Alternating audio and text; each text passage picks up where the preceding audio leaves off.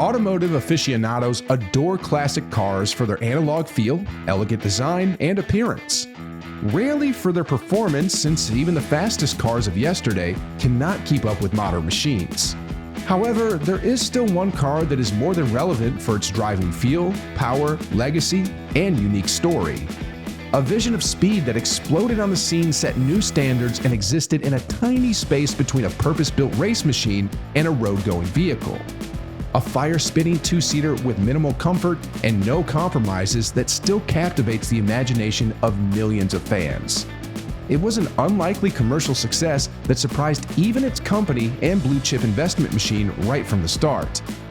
Yes, we are talking about the sublime Ferrari F40, and here is why it is one of the greatest supercars ever made.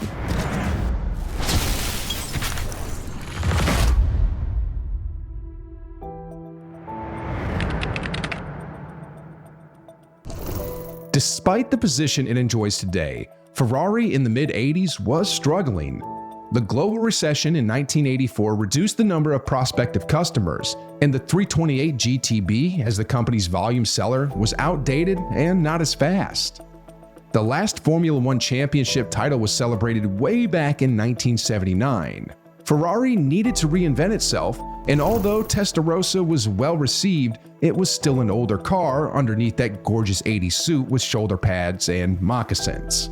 The competition was intense, and although Enzo Ferrari was still at the company's helm at 85 years old, many people questioned his judgment and understanding of current industry affairs. The early 80s brought a turbocharging craze, and Ferrari introduced racing cars with forced induction but without any significant Grand Prix success. However, another immensely interesting and dynamic racing series emerged a few years later, Group B. This sub-series of the World Rally Championship became immensely popular in a very short time. The FIA witnessed the rise of new technologies in racing, mainly turbocharging and all-wheel trains, and wanted to create a class with modified vehicles loosely based on production models that would use such systems. Combining Group 4 and Group 5 and creating Group B, FIA managed to give the manufacturers a chance to experiment with technology with little limitations in terms of weight or displacement. The only homologation requirement was that the car must be produced at least 200 examples to qualify for the championship. One of the most significant claims to fame of Group B was the cars and the fact that rally monsters of the early 80s were something that the car industry had never seen before or since. Heavily turbocharged with power outputs ranging from 500 to 600 horsepower, massive turbo lags, and no driving aids, the Group B cars were often faster than the drivers thought. Those rally beasts were downright frightening and capable of reaching 60 miles per hour in 2.3 seconds. That is faster than the Bugatti Veyron, and the average Group B car did it on the gravel. Ferrari initially paid little attention to the rally scene, but when Porsche started to get involved, the Maranello crew realized that they could use their turbo know-how from F1 cars and try their luck in Group B WRC. Ferrari was confident that it could deliver a true winner in Group B, so in late 1982, the development of such a vehicle was started. For the basis, Ferrari used its venerable 308-328 chassis, slightly elongated but with completely revised suspension and mechanicals. Instead of a naturally aspirated V8 behind the driver, a completely new 2.8-liter twin-turbo V8 was installed.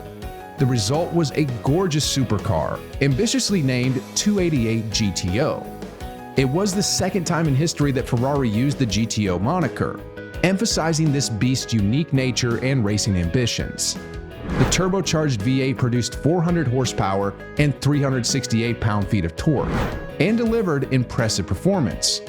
With 0 to 60 miles per hour time of just under 5 seconds and a top speed of 179 miles per hour, it was among the top-performing production cars of the era.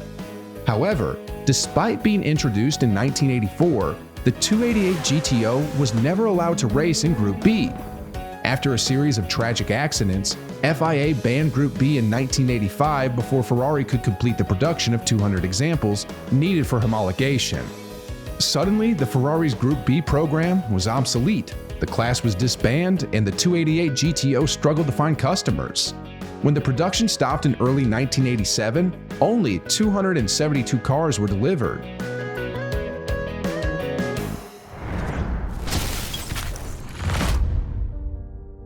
Enzo was furious that the Group B venture failed, as he was stuck with a race car project without a series to compete in and a road car that didn't sell well. It looked like Ferrari would lose money, time, and reputation for a while. But then, Enzo and his team got a genius idea. Since the 288 GTO and its turbocharged V8 showed so much promise and delivered stellar performance, the project was too good to be discarded altogether. With the 40th anniversary of the Ferrari, a company approaching in 1987 and without any FIA limitations, the engineers were free to improve the car's performance. They gave it a completely new look and name. The Ferrari's chief engineer, Nicola Materazzi, who also oversaw the construction of the 288 GTO, saw it as a chance to enhance the original concept and make the car even faster and more capable.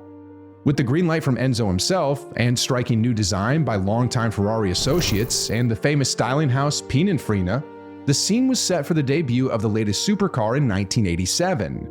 Amazingly, the car was completed in just 11 months, which was, and still is, an incredibly short time. The automotive world was stunned when Ferrari took the wraps of its new supercar in a ceremony in Milan on July 21, 1987. Called the F40, this beast was the most aggressive Ferrari road car ever made. With a wide stance, big, fixed spoiler in the back, sharp front end, wide arches, and ducts, the F40 looked like a proper racing car. The audience was swept away, and the new F40 instantly made headlines. It was also a very controversial car when it was released, since the Ferrari purists attacked it for not having a naturally aspirated V12. And some even criticized that it was an act of shameless self-promotion, producing barely road-legal machine with no creature comforts and no series to race in. However, Ferrari was confident in the creation, and the whole world stared in awe at the impressive spec, gorgeous design, and thunderous exhaust note. Based on the 288 GTO architecture, but with a chassis of composite materials, the F40 used a race car approach throughout. The body was made of Kevlar, carbon fiber, with some components made out of aluminum. The plexiglass replaced the standard glass for further weight savings. There was minimal interior insulation, and the F40 was designed to not have a luggage compartment. The overall weight was still over 1,250 kilograms, and depending on the market or specifications, the cars could weigh a bit more, but the performance was sublime. Materazzi and his team slightly enlarged the displacement of the twin-turbo V8 to 2.9 liters, which resulted in 478 horsepower and 426 pound-feet of torque. The power was sent to the rear wheels over the 5-speed manual. Interestingly, due to massive power and no electronic aids, Ferrari needed a particular tire to provide sufficient grip. So, Pirelli stepped in and delivered a special compound that was both grippy and durable and legal for street use. Such firepower resulted in astonishing performance for the time, with 4.6 to 100 kilometers per hour and a top speed of over 315 kilometers per hour.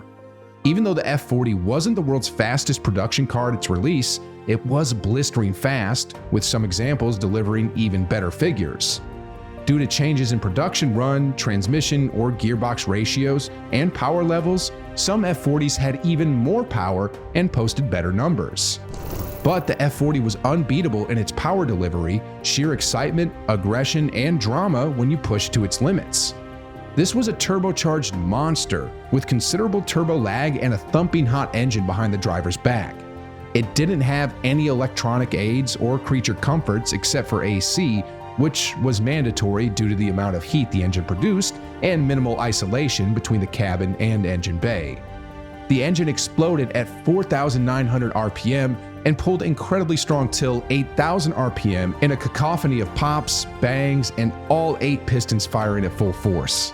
A big part of the F40's appeal was its Spartan interior. There was only so much more besides essential gauge switches, and it was little. The audio system, power windows, or power seats weren't available.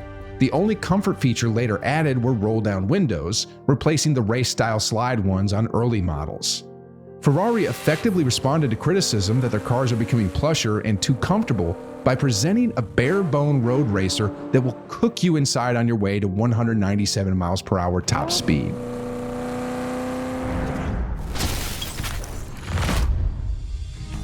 Ferrari sold just 272 288 GTOs and was a bit afraid of how the much more expensive and aggressive F40 would do. But even at $400,000 MSRP, the interest from the buyers was extraordinary. When the F40 was first delivered to customers in 1988, the exotic car market peaked, cashing on 80's success and strong demand. Most F40 buyers weren't even into cars. They were investors who just wanted to flip the vehicle quickly at a profit. When the production ended in 1992, Ferrari delivered an unprecedented 1,311 examples, an extraordinary success. Unfortunately, 90% of the cars sold were never driven, and only about 10% were used as intended. That is why there are so many F40s on the market today with little more than delivery mileage. All F40s were produced in a left-hand drive configuration with just a couple in right-hand drive for special customers. Also, it helped that Ferrari homologated the F40 for the American market since it helped with the sales.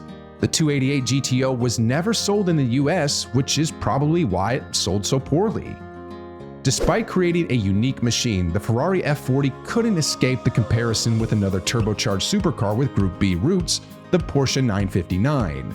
As the technological wonder all-wheel drive tour de force, the 959 had a similar story, but was more advanced, refined, and even quicker. However, the F40 proved much more successful and exciting to drive, even though the 959 was arguably the better car, easier to live with, and more usable.